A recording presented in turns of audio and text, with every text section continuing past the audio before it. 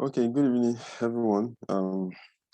Welcome to today's class, and I do hope you have a very great day today. And hopefully, this is going to be the grand finale of our class that we started about 8 weeks ago. That's 2 months, right? And it's been very interesting. It's been a lot of hard work. It's been very tasky and all of that. And I want to wish you the very best of luck in advance in your exams. And obviously, I hope we'll be able to do a lot of justice when we get in there. Okay, sorry. We still have 2 key areas that I just needed to brush us through, although we've covered more than 99% of the entire syllabus in ACCA. But we just needed to take a look at foreign subsidiary and, of course, group cash flows, which I don't really think they are going to be the subject of contention in your exams, because the examiner will want to present, life issues that requires you to really apply accounting standard. But notwithstanding, we still need to check on those standards. So we're going to start with foreign currency. But remember, we have done IS21 as the effect of changes in foreign exchange rates.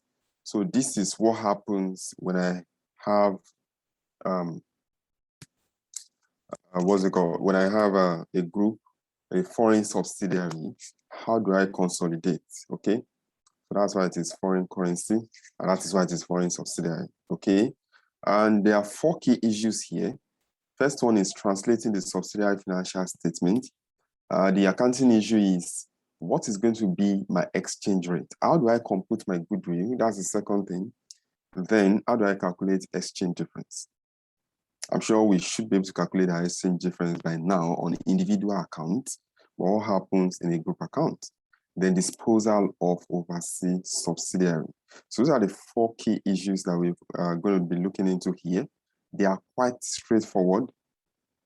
Okay, all you need to learn here is what is the applicable rate that I'm going to apply. Okay, but remember, we defined functional currency the other time when we did our history. We want to say that the currency of the primary economic environment in which an entity operates.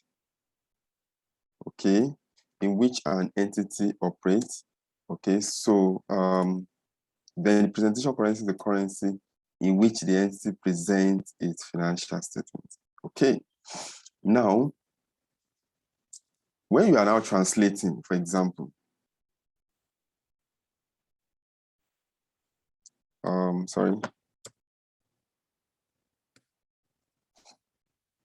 when you are translating in your profit or loss, that's your income, expenses, and other comprehensive income, you are going to use the average rates.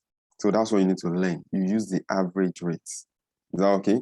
Then for your assets and liabilities, you are going to translate using the closing exchange rate. Okay? You translate using the closing exchange rate. Now, let me pick that again.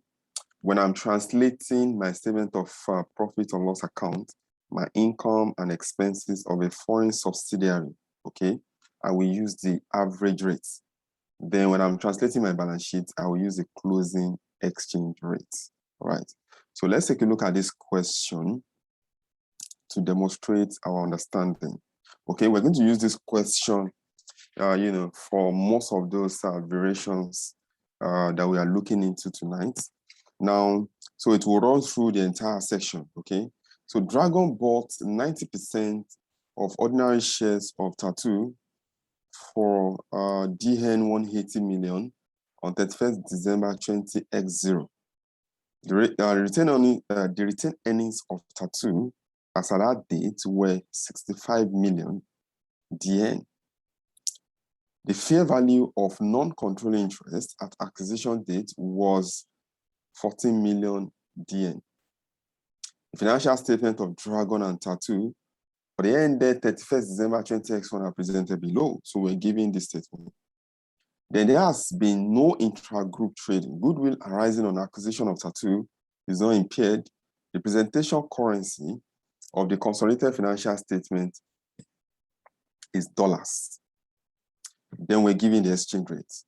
So now said for required, for inclusion in the consolidated statement of profit or loss and other comprehensive income, for the year ended 31st December 2021, calculate revenue and costs.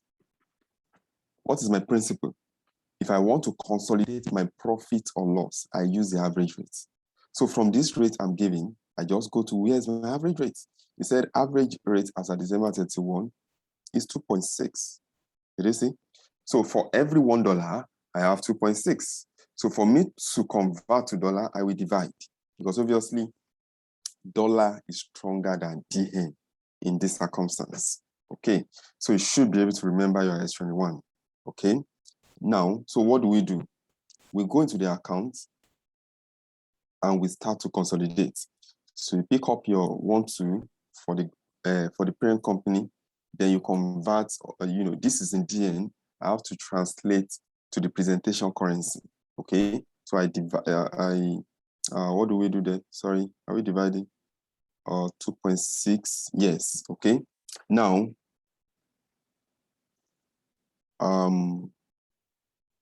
let me see. Okay, so this is the solution. Can you see that?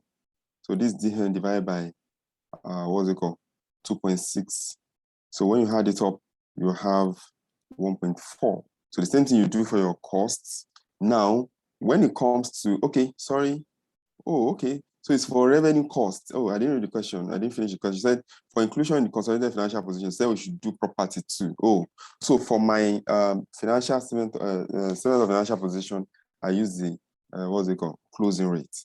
So the examiner will not say closing rate, but obviously December 31 is the end of the year. So you have to use 2. So that's why when you get here, you use 2 to divide the PPE. Did you see that? You will not recognize investment. Remember your group accounting.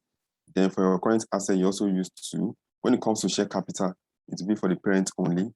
Then liability, you also divide by 2. Remember that in my profit or loss, foreign subsidiary, I would translate using the average rate. Then I use the closing exchange rate for the item in my balance sheet. Does that make sense? Okay, so that should make a lot of sense. Okay, so, but don't forget, we're going to use that question to demonstrate every variations in foreign subsidiary. Now, so that is how to interpret subsidiaries' financial statements. We have dealt with one issue. We have 3 more. That's translating goodwill or calculating goodwill, calculating exchange difference, and foreign subsidiary, disposal of foreign subsidiary. Okay, they may not even bother you around disposal. But let's see goodwill. It is very important. Now, listen to me here. Remember, in our group accounting, goodwill has to be computed at acquisition. When it comes to foreign subsidiary, goodwill has to be computed at the functional currency of the subsidiary. Listen very well. It will be computed at the functional currency of the subsidiary at acquisition date. Okay? When I'm now consolidating at the reporting date, I will now translate to presentation currency. Okay? I will translate to presentation currency using the closing exchange rates.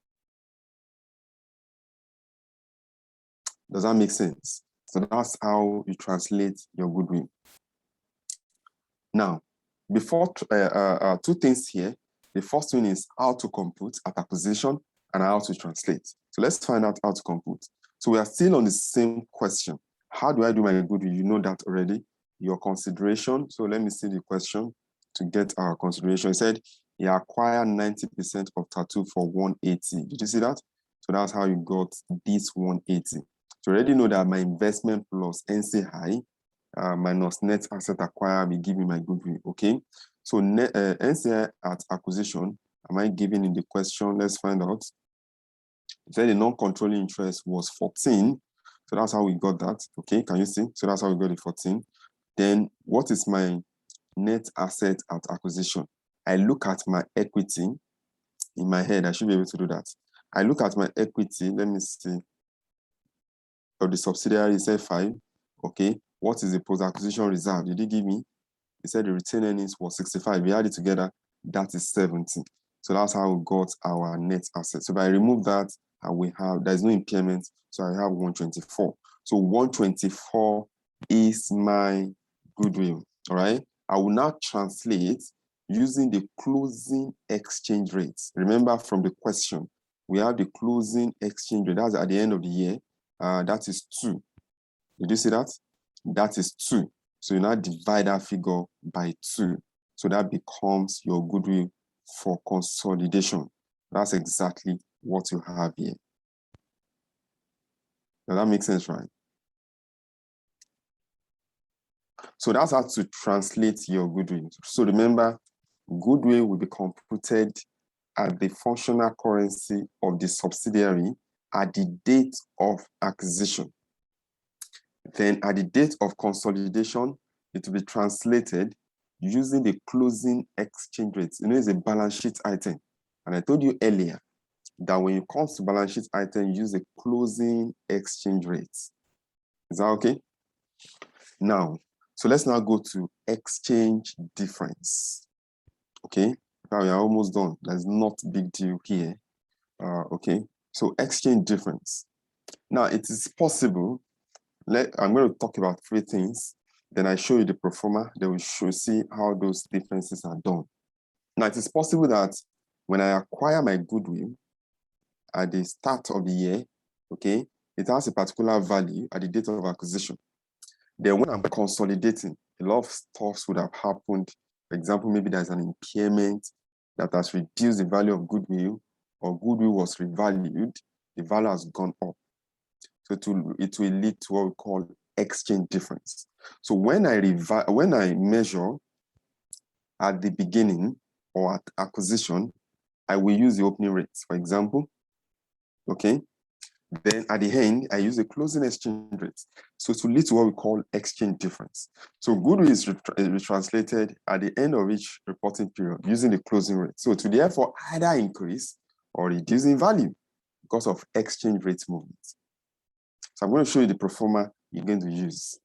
When it comes to opening net asset, remember, you also look at your net asset at acquisition, okay, which is also done in the functional currency before you have to retranslate, okay? So it's also possible that at the end of the prior year, the net asset subsidiary were translated prior to the closing, was translated at the closing rate at the end of the year. Then this year, those same net assets was translated at the closing rate. So it's possible that the opening net assets have increased or decreased simply because of exchange rate movement.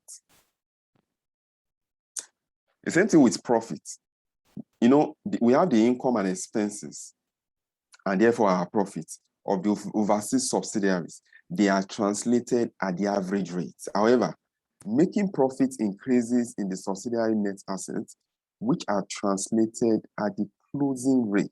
So this disparity also creates gains and losses in the account. Is that okay? Now, current year exchange rate and losses on the translation of overseas subsidiary and its goodwill are recorded in other comprehensive income. So all these exchange rate differences, whether for goodwill or opening net asset or profit, I will take it straight to other comprehensive income. So that's what you need to learn here, okay? Now, so let me now show you the pro forma. For your goodwill, this is what you do. Goodwill translation.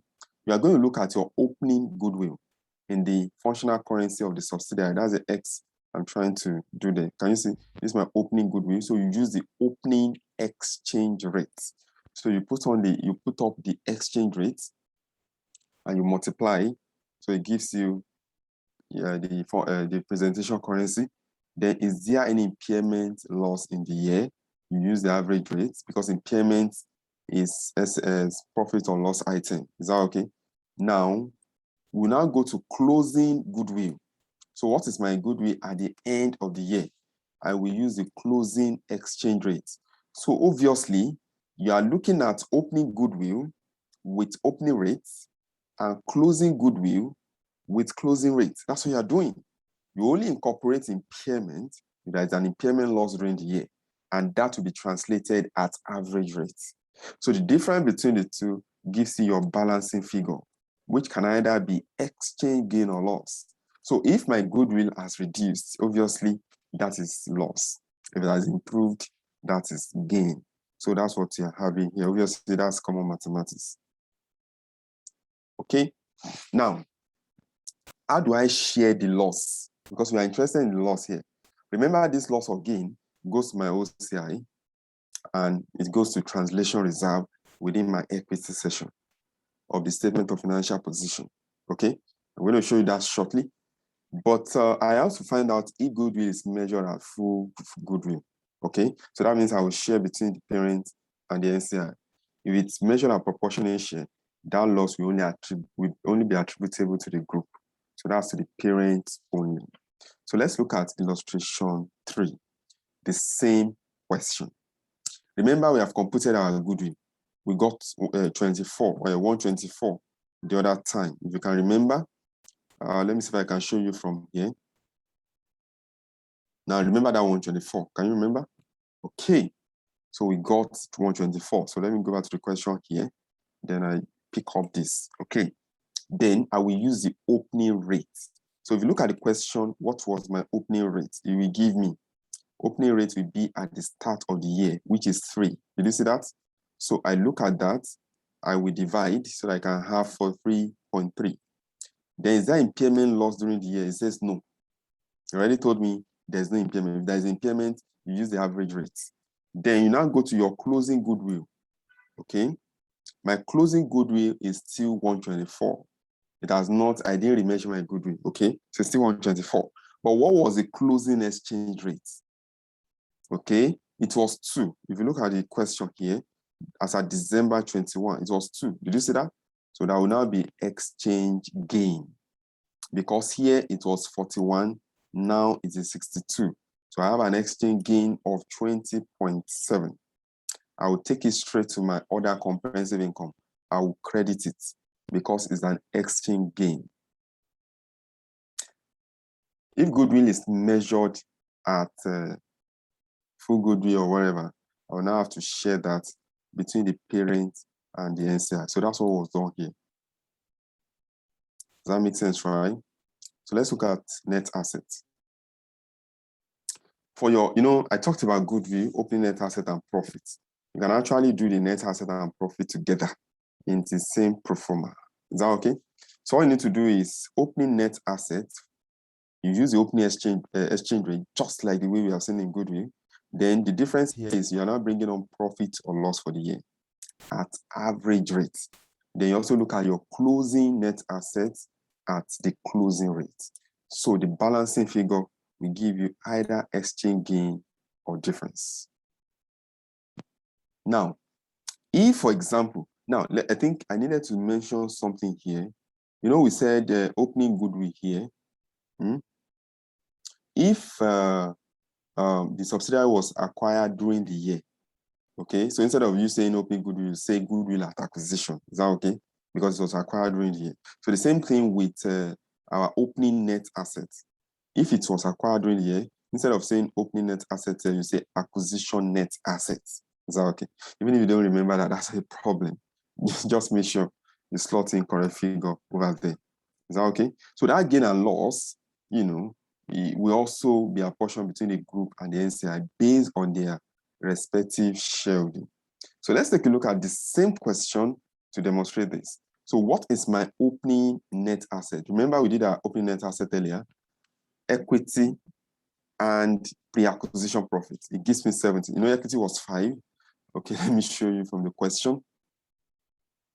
Then let me assume. Where's the question? Okay.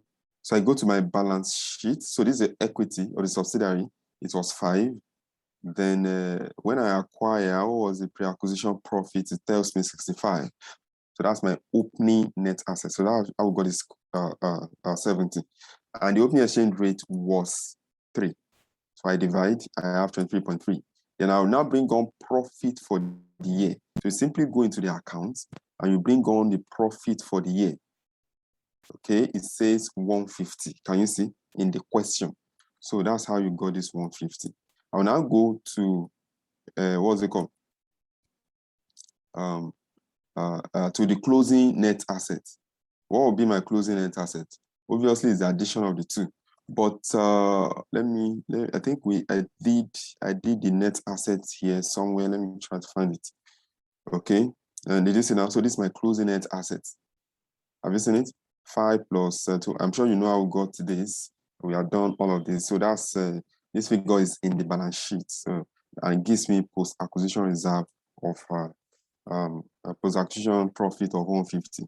That's my closing net assets. So that's how we got 220.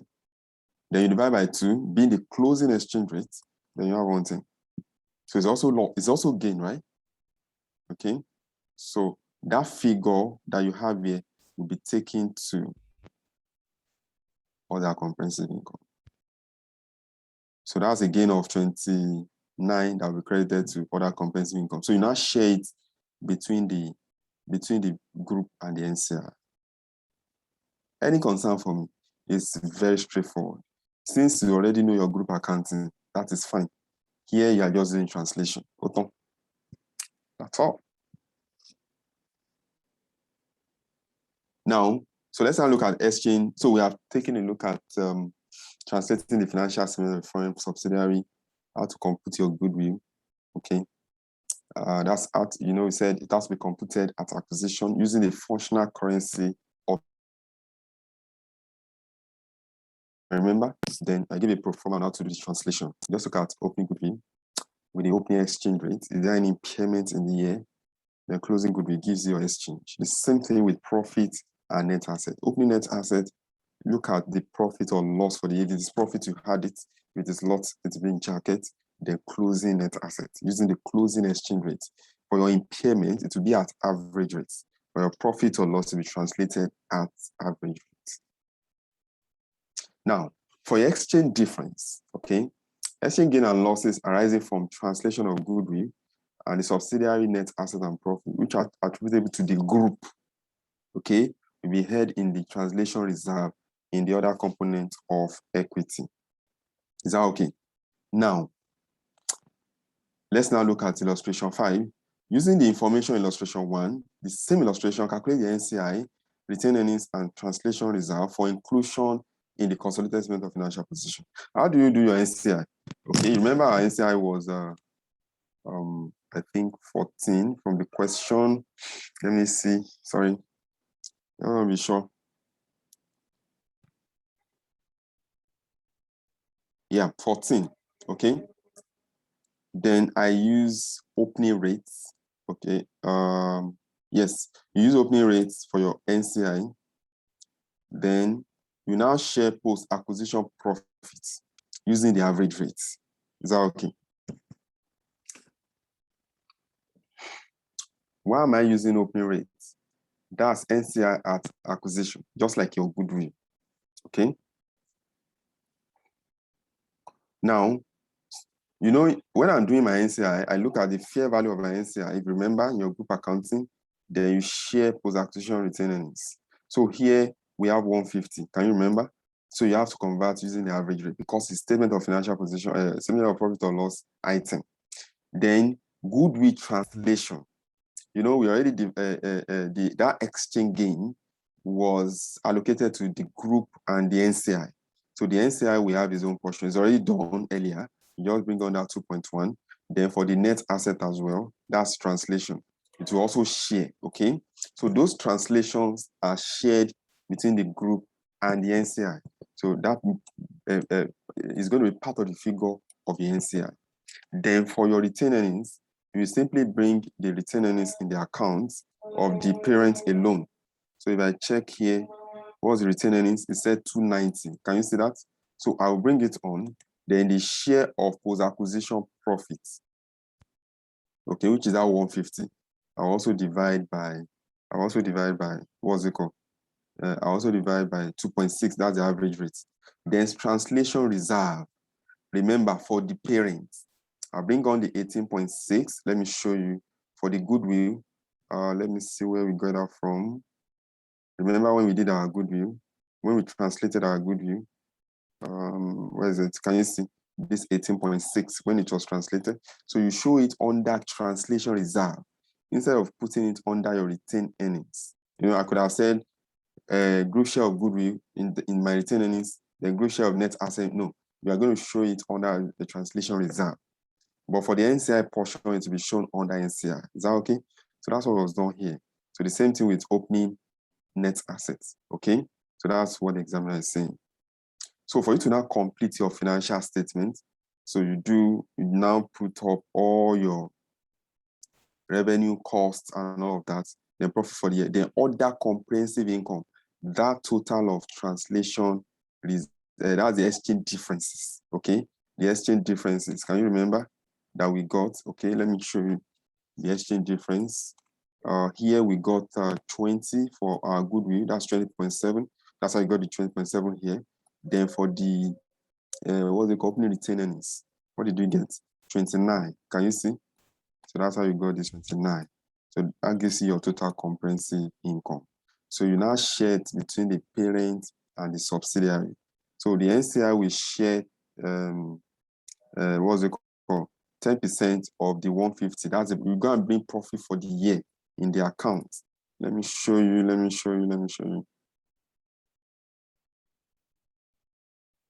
So I want to know that profit for the year, which one goes to the parent and which one goes to the subsidiary. So I go into the account, sorry. Where is the profit? Oh, okay. So this is a profit. I apply 10% on this, but I have to translate it using the average rate, right? Using the average rate, can you see 2.6? So the balance, I want to share this particular figure here, profit for the year. So the balance, the figure I get, I remove it from here. It will give me that balance of 251.9, okay? Then the same thing for other comprehensive income, the same thing.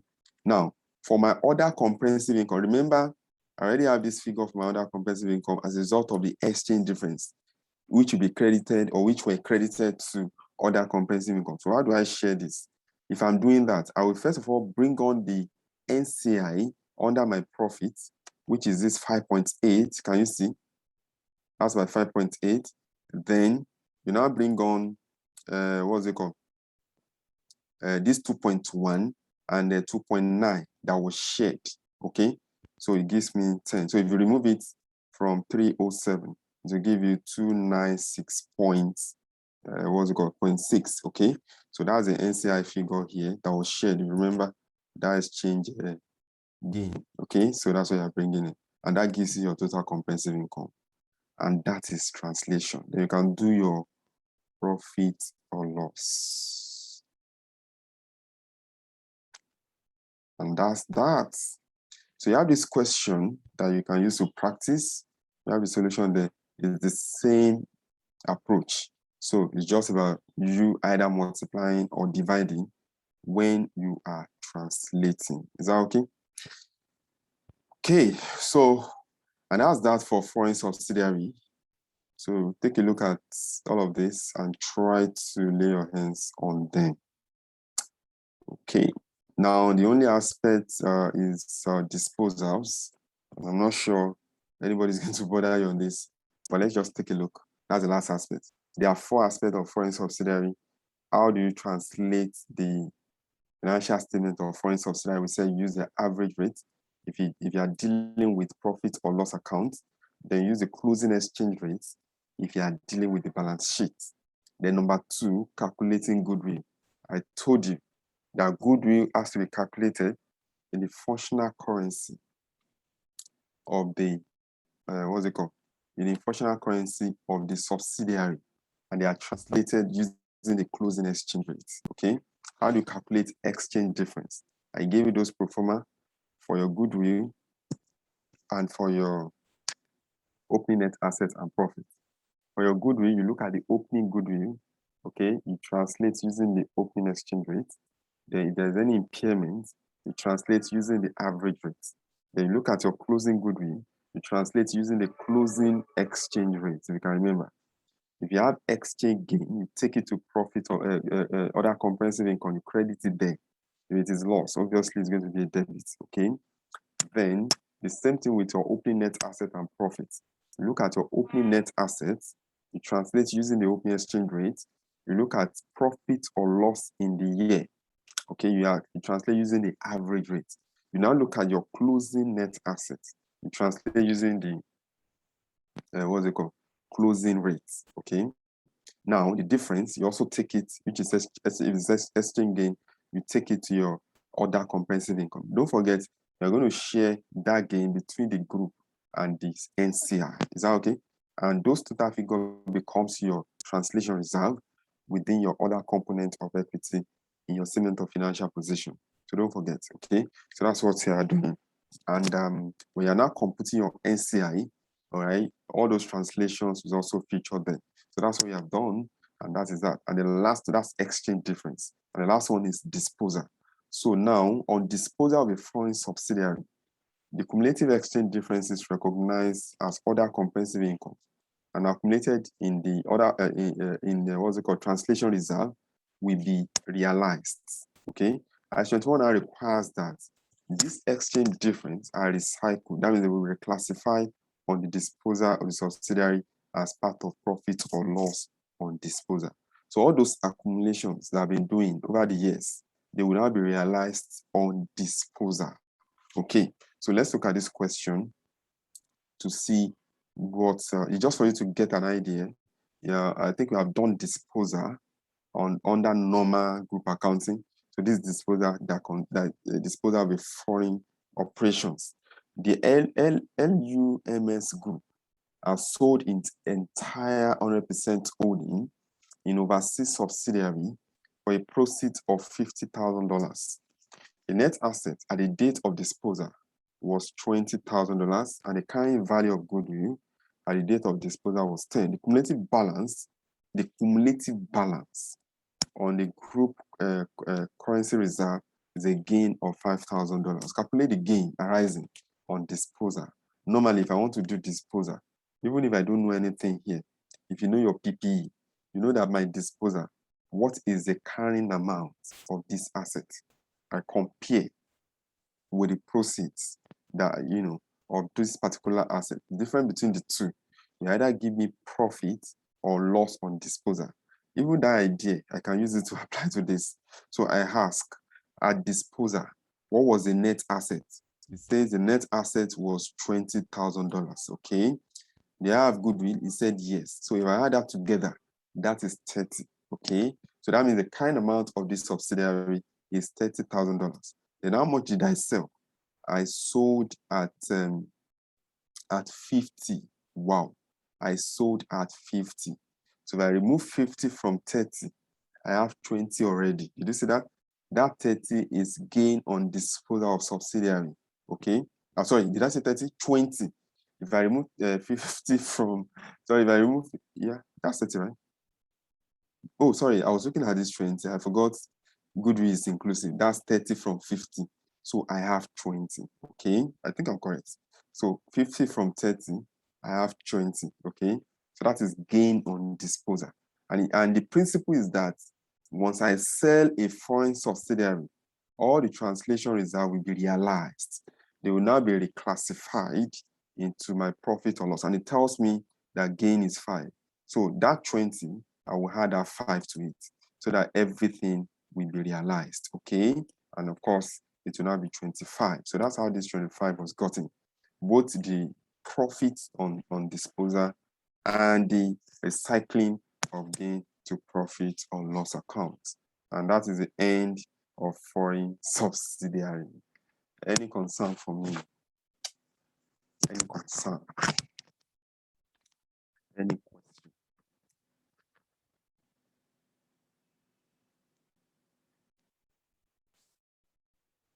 Very straightforward, actually. Once you have a very good background on IAS 21 itself, you know, under IAS 21, if you remember, I told you there are 3 accounting issues here. The definition of functional and presentation currency, if you remember, okay, accounting for individual transaction in foreign currency. Those are the two issues that we dealt with under IAS 21. And I told you that the last aspect, that's translating the financial statement of a foreign subsidiary. That is the group accounting aspect. And that is what we have dealt with today. Okay? That's what we have dealt with today. So those are three stuffs, that are there. Okay? I believe we are cool with that.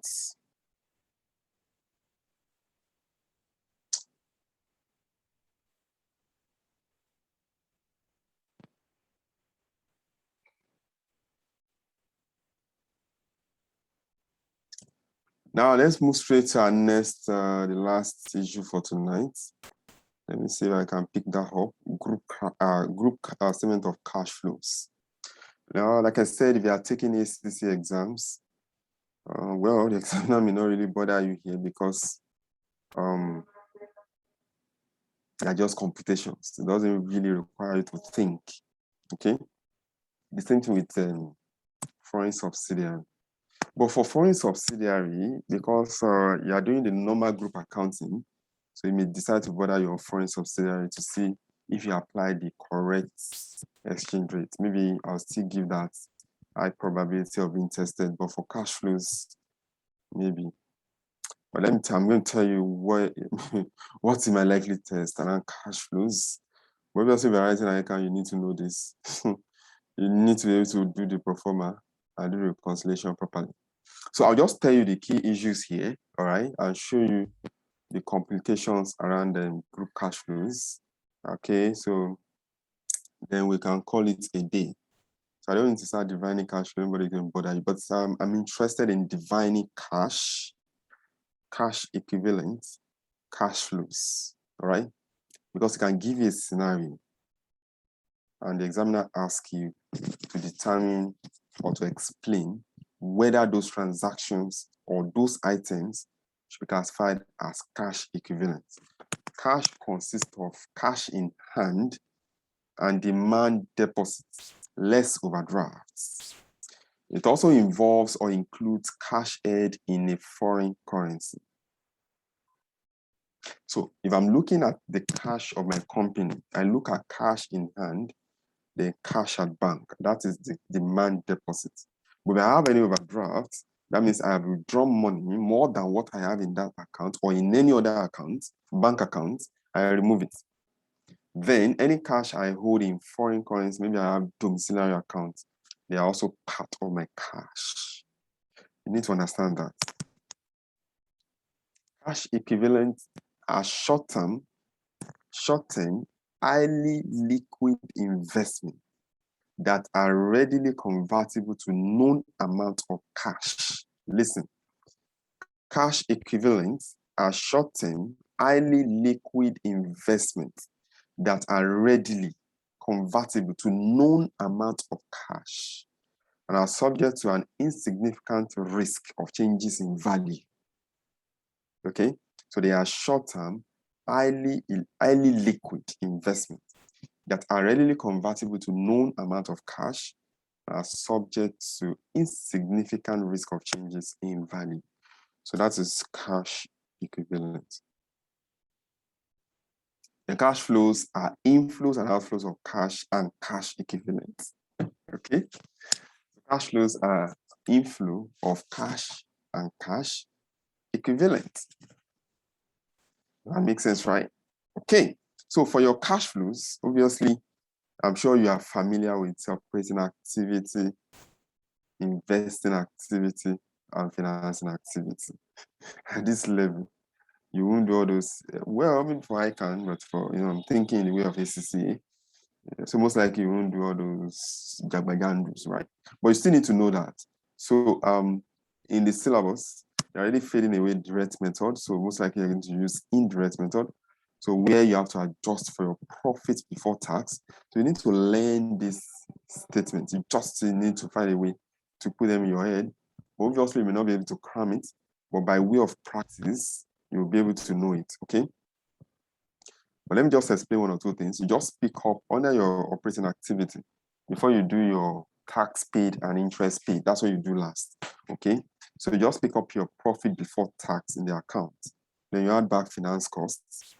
If you have depreciation, you add it back. If you have investment income, you remove it.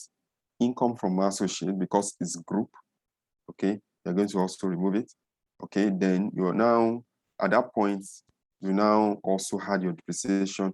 If you have gain on disposal of subsidiary, gain are removed, loss are added, okay? Then impairment losses, disposal, loss on disposal, increase in provisions, okay? So you are going to have them. So now go to your changes in working capital. If I have increase in inventory, it means I bought more inventory. How do I know I have increase? I look at my last year's account. Inventory was 60. This year's account is 80. That's increased. So cash has gone out. It will be in jacket, okay? It will be removed. The same thing with receivables. But if my payables increased, it will be added. But if it decreased, it will be removed. So that's what we are saying here, changes in working capital. So you need to find a way to learn that. So that will give me cash rented or used for operations. If I now remove my tax paid and interest paid, okay? So how do I get my tax and interest paid? I look at my balance for last year, that's the opening. Do I charge finance costs? Did I pay finance costs in my SFP this year? There was the balance after this year. So the difference between those will give me my interest paid. That's the movement of cash. So that's why they call it cash. The same thing with tax paid. Then for my investing activity, once you see investing activity, okay, normally in the simple cash flow, it talks about assets, purchase, disposal of non-current assets, and all of that. But when you come here, you now have to step up a little bit. So you are also thinking of purchase of non-current assets, receipt from disposal of those assets, the net cash paid to acquire a subsidiary, okay? If I also sell a subsidiary, how much did I receive? So that's what you're saying here. So cash paid to acquire an associate, the dividend received from an associate. So you can decide to show your interest received here. Okay. Then for your investing activity, once you remember investing activity, just look at your equity section. What is happening around there? Am I issuing shares? Proceeds from issue of share, loan, okay, proceed from loan or debenture, cash repayment on loan or debenture, lease liability. Did you see that? Equity dividend paid by the parent, dividend paid to NCI. So that's what forms part of my investing activity. So that's how you learn it, okay? So just try as much as possible to learn that performer. So you do the adjustment, then you have it. So I just explained all those classifications from that performer. So we don't need to bother ourselves there. So this is just showing you the difference between the direct method and indirect method. But I'll tell you, just learn your indirect method, okay? So nobody's going to bother you about direct method if they want you to really do that. So what I've explained on those performance is what you're having here. So these are the detailed aspect of it. Now, let me talk about interest and dividend, because sometimes you can decide to put it between finance and what's it called? Operating activity. Okay, but IS7 allows interest and dividend, whether received or operating, to be classified under any of those headings. Okay, but you have to stick to one. So once you learn that performance, just stick to it. Is that okay? But maybe in some other questions, you see that dividend or interest, you do your own under investing or financing activity, but they classify it under operating activity, it's still the same, okay? So that's what I'm showing you here. So, but what I've adopted here is that interest received will be cash flows under investing activity. Is that okay? Then if I'm paying interest, I put it under operating activity. Then dividend received, investing, dividend paid, financing. Did you see that? So interest received will be investing. Dividend received, investing. So you can learn it like that. Interest received, dividend received, investing activity. The interest paid, operating, dividend paid, financing. Okay? Because most likely dividend will be paid on equity, so it's most likely put on that financing. All right. Okay, let me talk about cash and cash equivalent again. We have talked about it, remember? We said they are short-term, highly liquid investments that are readily convertible into known amount of cash and are subject to insignificant risk of changes. Okay. So that's my risk of changes in value. That's cash equivalent. Now, another thing that I want to tell you here is cash equivalents are held in order to meet short-term cash commitments. So they are not held for investment purposes. So the examiner can give you a scenario, okay, and ask you to, or even in the scenario, you can say they have classified it as cash and cash equivalent or cash equivalent, okay? Now, I-37 does not really define readily convertible, but note that investment will qualify as cash equivalent if it has a short maturity, 3 months or less from the date of acquisition. So if you invest for a short period of time, let's say 3 months, then you can say it's readily convertible. Equity instruments, for example, are excluded from being included as cash equivalent because there's significant risk of changes in value. I7 now makes an exception to, for preference shares with a short maturity, okay, and specified redemption rate. So if you have equity investment, they are not cash equivalent. But for preference shares, they could be once they have short term to maturity. So let's look at this question. He said, advise the accountant of Mintent whether the above item qualify as cash and cash equivalent. Now, let's see.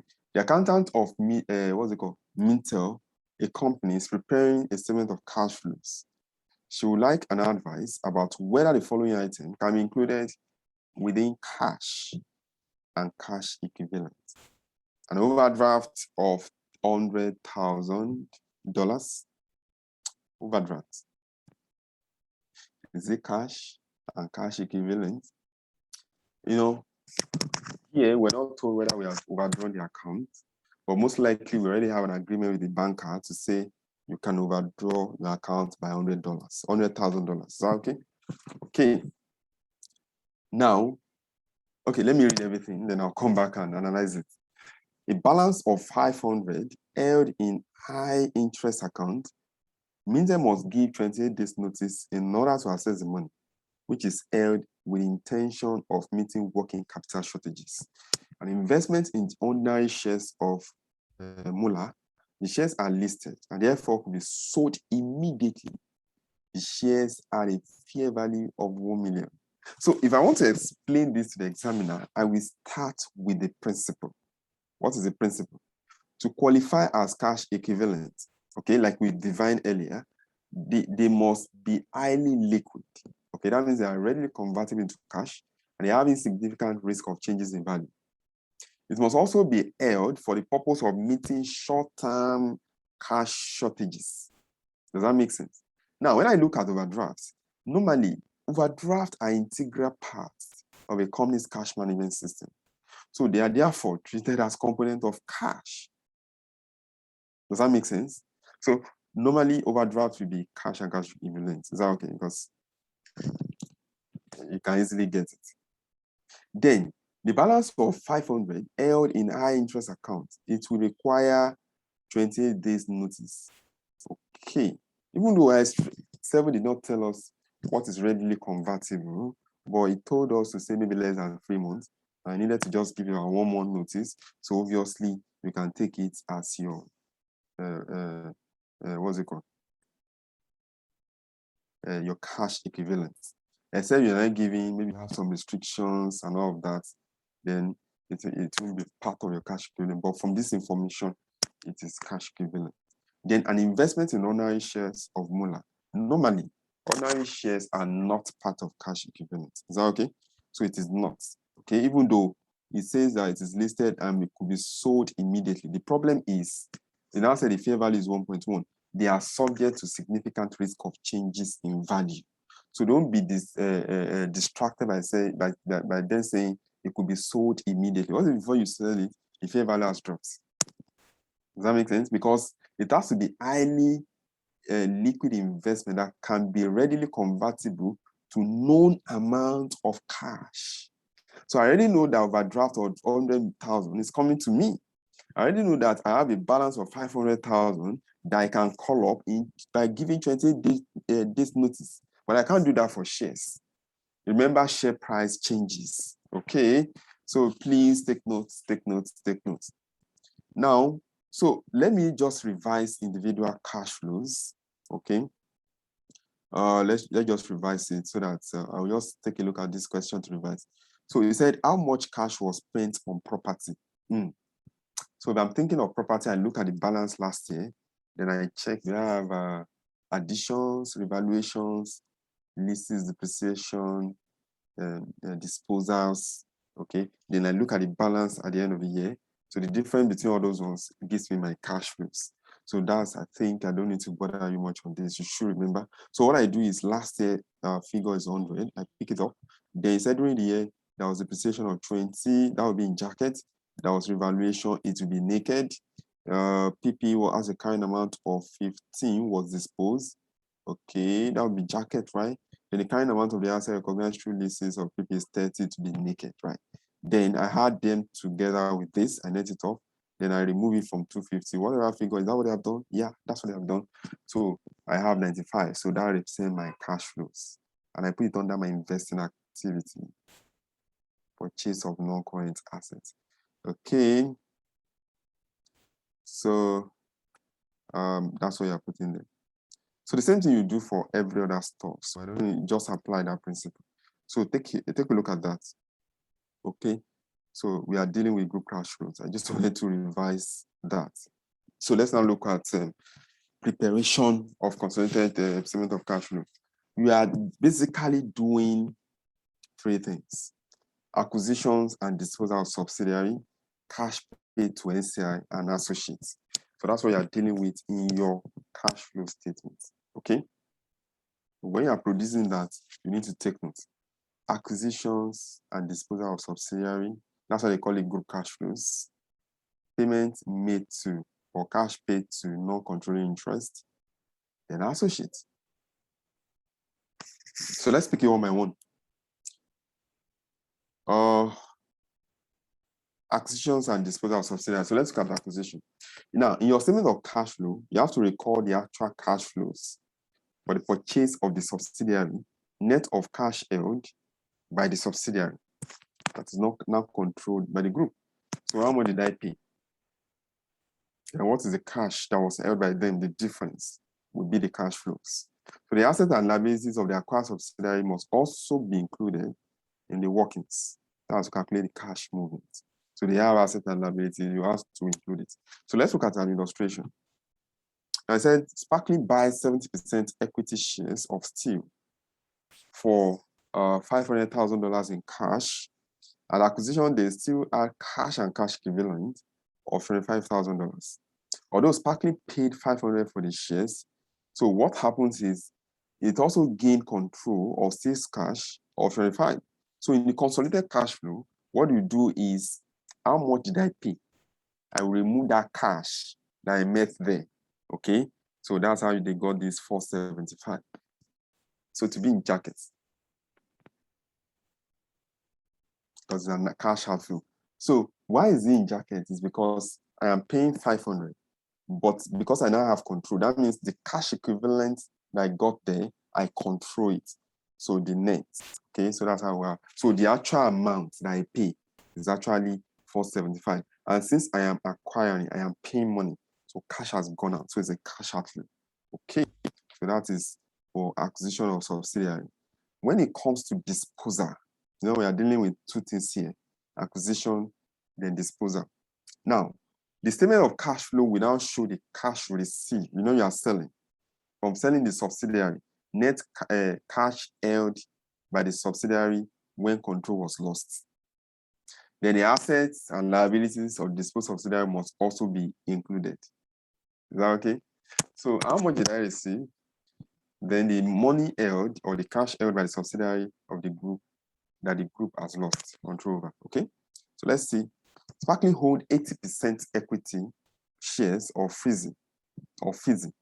During the period, these shares were sold for 80 at disposal, sorry, 800. At disposal, Fizzy had cash and cash equivalent of what's it called, 70. But those Sparkling received 800. But it lose control. Sorry, or it has lost control, right? Of Fizzy cash, which is 70. So in the account, you will have to net it off. So invariably, what you have received is 730. Is that okay? So that's what was on here. Okay. Okay, let me now show you a bigger illustration. Now we have acquisition and disposal together. So during the year, subsidiary A was acquired and all shares in subsidiary B were disposed of. So I acquired subsidiary A, all shares in subsidiary B were disposed of. So what do? So these are the details. So we are giving working capital in subsidiary B at disposal. They require calculate the movement in inventory, trade payables, and receivables for inclusion in group cash flows. Okay. Now,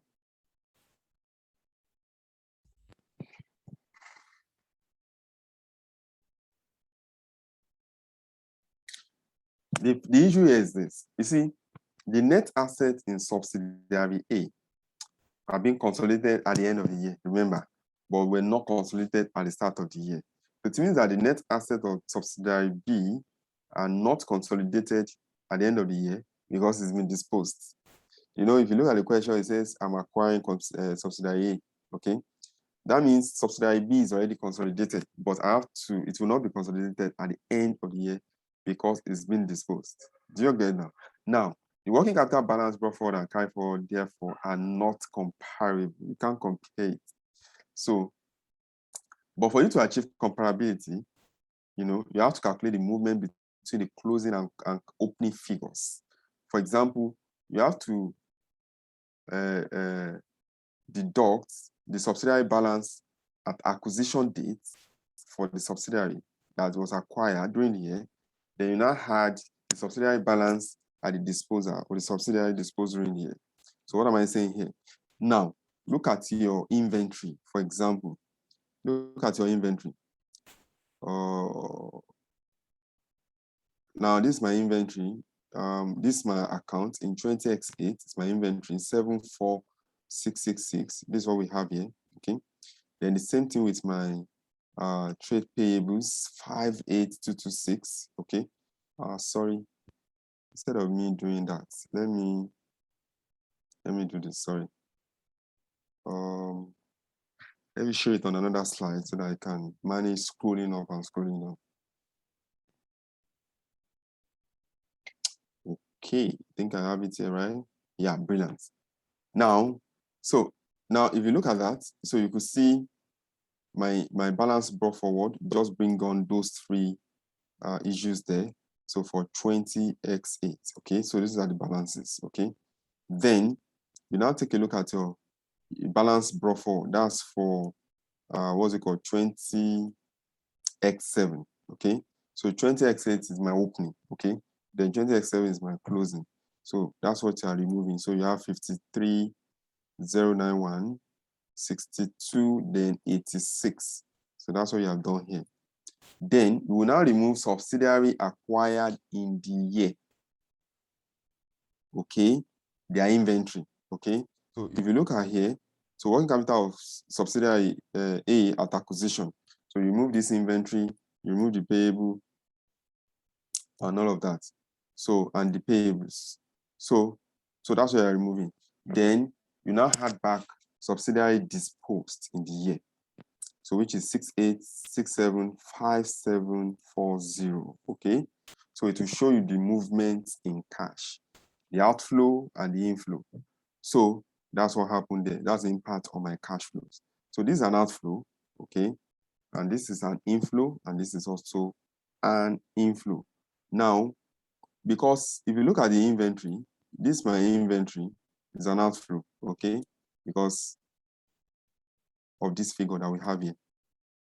Then for my payables is in jacket, so it's an inflow, okay? I think I told you that earlier. So that's how you do for subsidiary and what's it called? disposal and acquisition. So the idea is whatever you have there, you're going to net it off.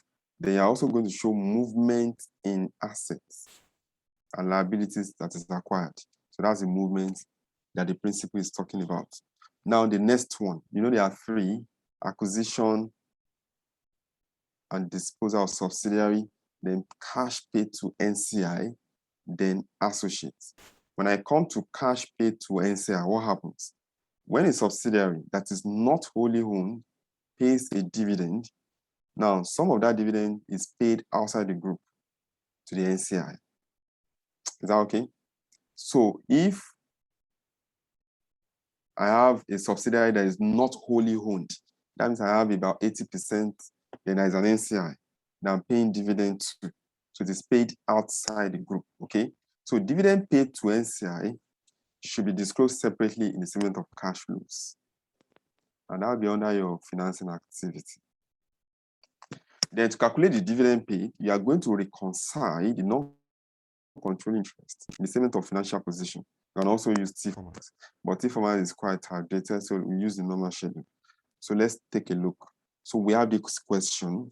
It said the following information has been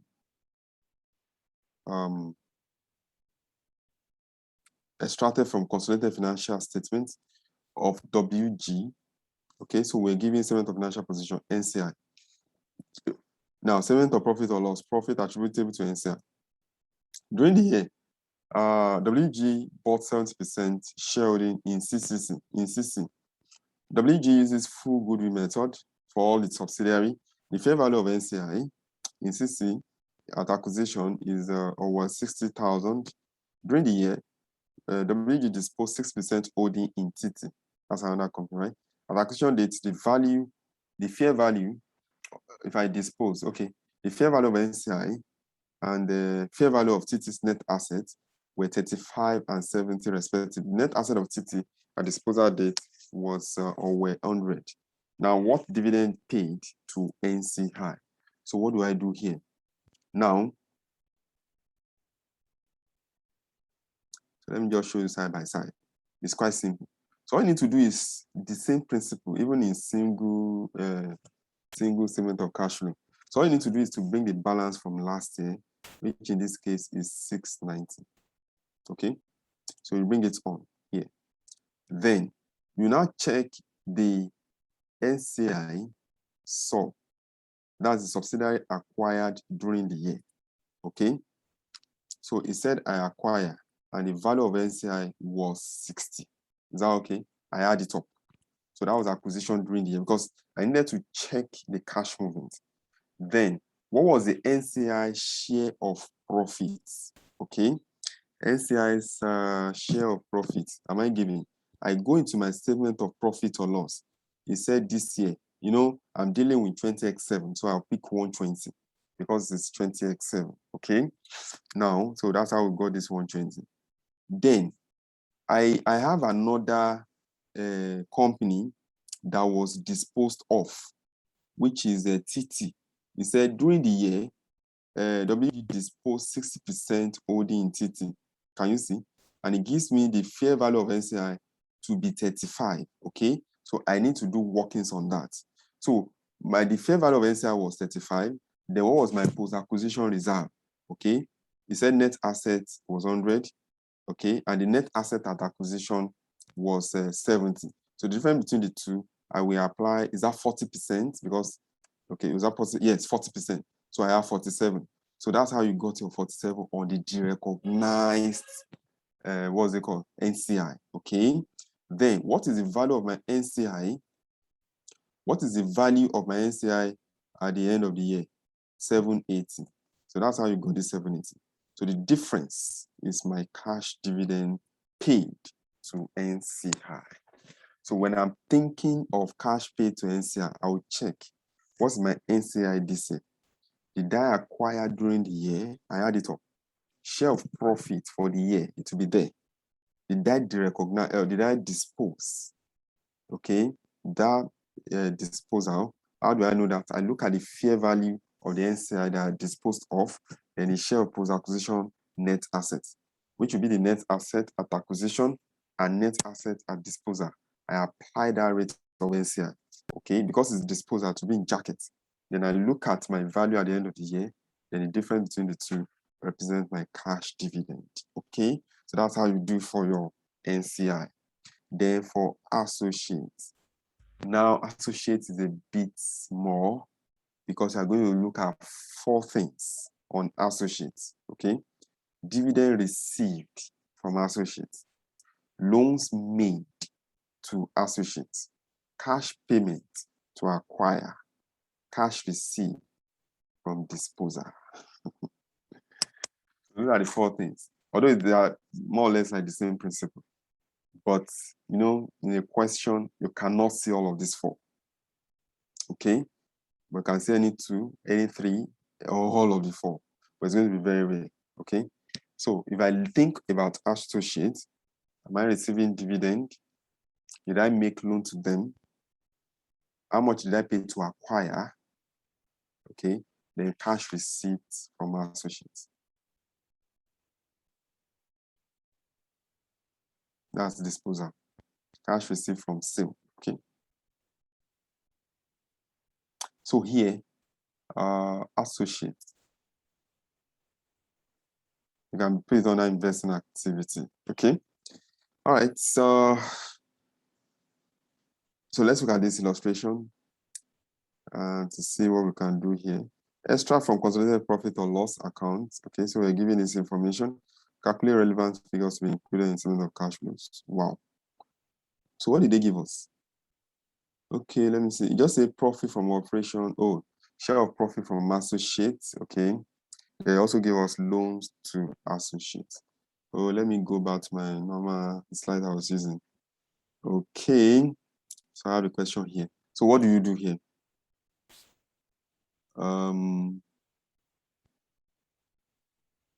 Cash flow from your operating activity. You have your profit before tax. You know, already, sorry, that should be 782, Abby.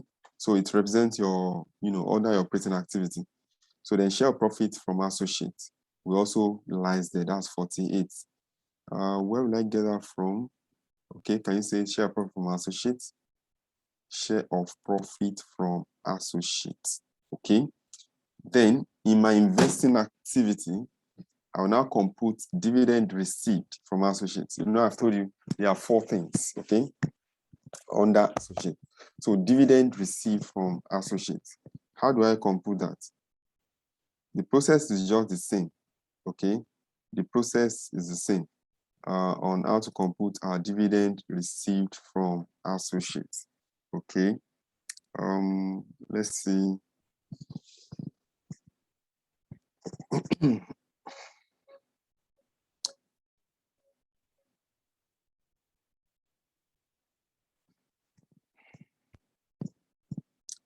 Okay, sorry. So my loan to associates is going to be, let me see, sorry, I'm trying to look at that question. Loan to associate will just be the difference between what happened last year and this year. So that should be 80, right? Okay, so I gave them loan. It's cash outflow. Okay, it's cash outflow. Okay. Now, when you want to complete your dividend received in associates, it's just the same process, same way you have already seen in your non-controlling interests. Okay. Now, let me look at a bigger question. Okay, let's look at this question. Extra from this, so we're giving profit from operation, share of profit from associates, okay, and profit before tax, then profit for the year. So during the year, Z received dividend from associates. So in this case, it was dividend. So I do my operations, I bring a share of profit again, then dividend received from associate in my investing activity. Then how do I compute cash paid to acquire? Cash paid to acquire the associates because I'm receiving dividend, Abby. Okay. Then what would be my balance buffer? Sorry for scrolling up and down. Let me check it. Okay, so I wanted to explain how to do the associate, right? That's cash paid to acquire an associate. Okay, so now in the question, sorry, it said investment in associates. Can you see? Last year it was 580. So that's what you're bringing on. Then I share profit during the year. Is in the question, right? It said 15. Let me see that. This is share profit from associates, okay? Then cash dividend paid. I paid a cash dividend of 5. It should be somewhere. Can you see that? So that's my 5. Then what's the balance at the end of the year? This is the current year is 600. So the difference between all of that will give me the cash paid or spent on investments in associates. So that's how you got this thing. It's an outflow, okay? That's how it is done there. So that's what you are doing. So you can look at some other questions that you have there. Okay. Let me see if I can pick up one more question. Okay. Okay, let's look at question 4. Calculate the required cash outflow. So we're giving non-controlling interest. Now said this the group statement of profit or loss and other comprehensive income reported the total comprehensive income attributed to NCI to be 500. So how much cash dividend was paid to NCI? So I just needed to look at my balance brought forward, which is 440. Then the total comprehensive income, I put it up with it. Then what was my balance at the end of the year, which is 840. So the difference between the two will give me cash dividend. So it's just the same procedure. So all I need to learn is how to pick the correct figures, okay? How to pick the correct figures. So take your time to look at all of that. Any concern for me? Any concern for me? Any concern for me? So you're just saying, so after you have done all of that, you now come to post it into your pro forma, okay? Which is quite straightforward. Okay. Any concern for me? No concern. Okay. Let me see if I can just explain all these workings in this question. So let me pick this question from here.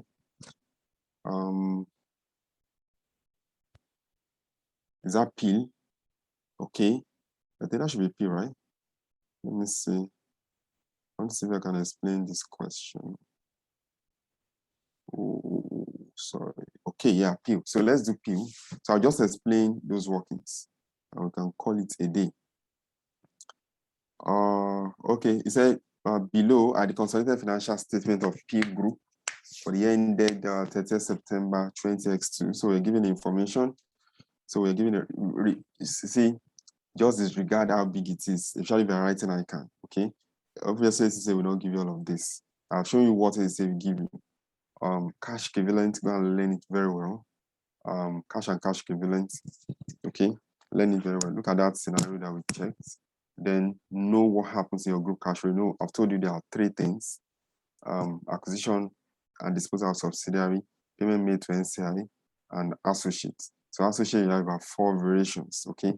It's still the same principle you're applying. So that's why cash flows is not really a bit for the examiner if it comes to ACCA, except it tries to tweak a particular scenario and ask you to see what can happen, or is asking you the usefulness of cash flows and all of that.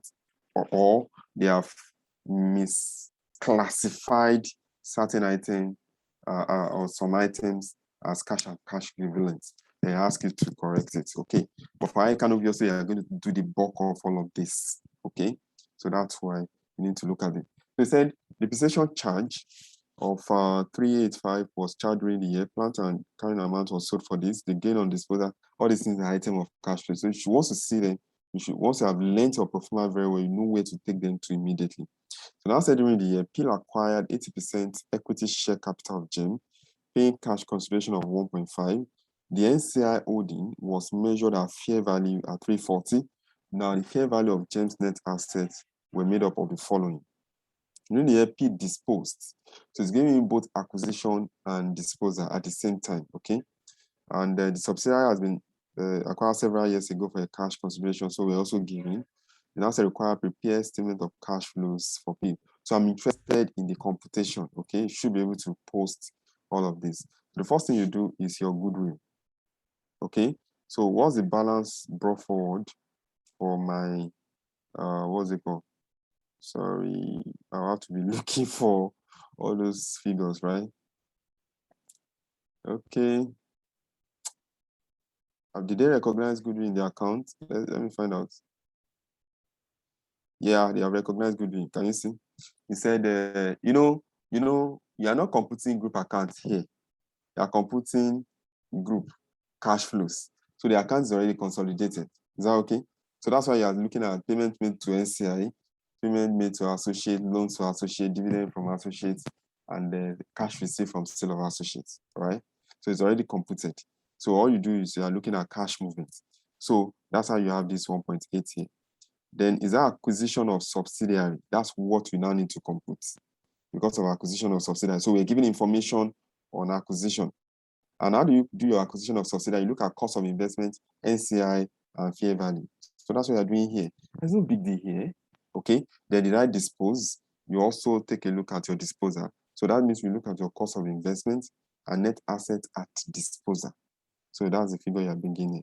Then at the end of the year, you have 1930.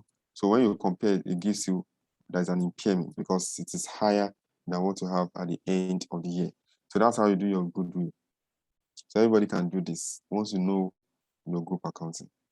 Then for tax, what happened at the beginning of the year? You will have both current tax and deferred tax for last year. That's what you're bringing on. Acquisition of subsidiary, they have disposal that has tax effects. Okay. Then profit or loss, that's what you charge in the current year. Then what happens in the current year? So that's what you're adding up and you have your difference. Then the same thing with interest. Okay, we're not giving interest here. So you just do for PPE. So we done PPE earlier. If you remember, you have your balance, depreciation, addition, revaluation, tax, if you have tax effect. Okay, then you look at the balance at the end of the year. So the difference is your cash flow. The dividend paid to associates. I look at the balance at the beginning, then share of profit, then OCI from associates, then the balance, then the difference. So that's what you're doing. So it's very, I was even thinking of the complications there. But obviously, I didn't have time to check all of this. But I shall know the principle. I know once I see questions, then I apply the principle, then it will come out, okay? So I was thinking I would see a lot of complication, but there's no complication here. They are very straightforward. So just take your time, learn the principle, apply it on the question. No matter how big the question is, doesn't matter. Just apply. Then you can go and post into your performer. Is that okay? And that's the end of group cash flows. The other aspect is foreign subsidiary. Oh, sorry, did I say foreign subsidiary? Exchange, foreign exchange and cash flow statement. So that means I have a foreign subsidiary and I need to also compute their cash flows. Okay. Now, nobody will bother you about here. Okay.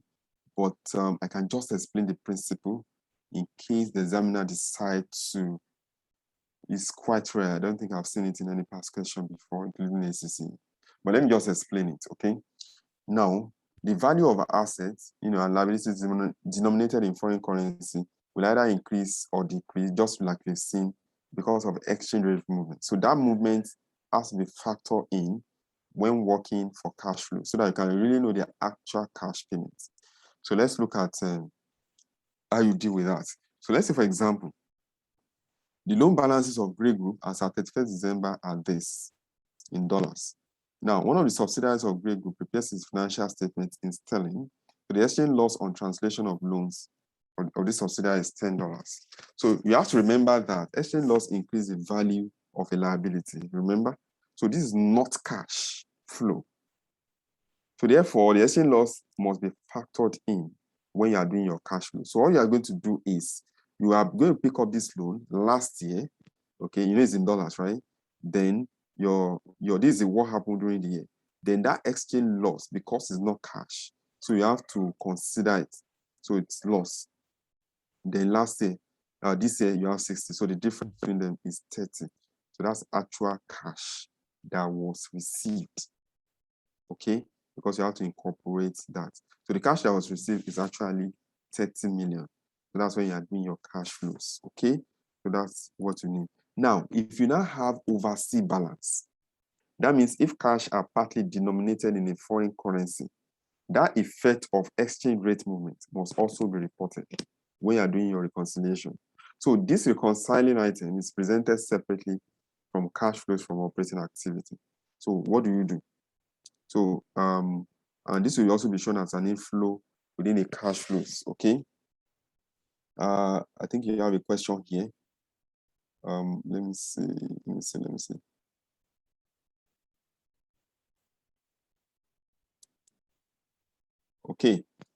Okay, so this is the exchange gain. So you just bring your property, okay?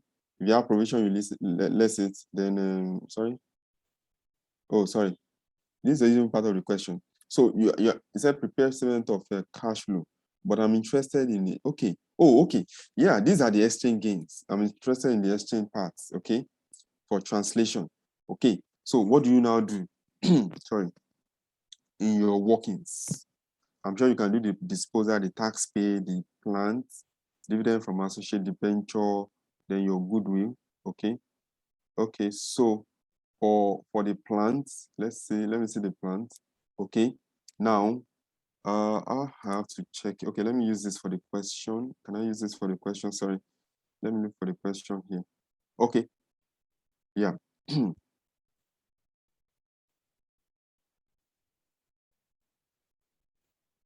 Okay, this is the note to the plant.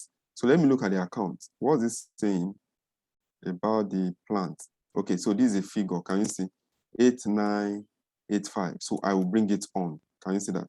Then exchange gain of 138. Exchange gain. I think it should be, let me see where the gain was. I think we saw it earlier. Okay, can you see? This is the exchange gain. So that's the issue here is that movement, in exchange differences or exchange rates or whatever has to be incorporated when you are doing your reconciliation. So that's when you have overseas balances, overseas subsidiary. Okay, so that's the essence. So that's how you have this exchange gain here. You know what we have been doing as an exchange because all of them are denominated in a particular currency. Then did you acquire precision display, just the way we've been doing it, okay? So that's what I want to show you there. But I've not really seen any past question around them. In case they bring it on, it's very simple. Just incorporate it, okay? Okay, that is that. So other issues, you can read those ones on your own, okay? And that is that. So thank you for being with me. It's been a long journey, over 8 weeks now, or exactly 8 weeks that I've been dealing with SBR, Strategic Business Reporting. And of course, I'm also talking about ICANN because I have ICANN people here. For ICANN students, you still have about 2 months to exams in November. So you still have ample of time to watch the video over and over and practice all those questions. Okay, for ACCA, it's exactly, I think you have 1 more week to exam. I'm also writing the exam, even though I'm writing another paper. Okay, so I've gone through this paper and this paper is gone already. So that's why I'm able to lecture it, okay? I'm writing another paper too in the next 1 week in ACC. I've not really had time to study. So hopefully I'll start full study this weekend. I just have 1 week to study for ACC. Oh, that's fantabulous. All right. I'm going to send your mock exams next week. All right. But be more of ACCA kind of exam, but it's going to be also be useful for ICANN exams. But obviously, under the other platform, that's First Choice, you also see your mock exams, ICANN proper.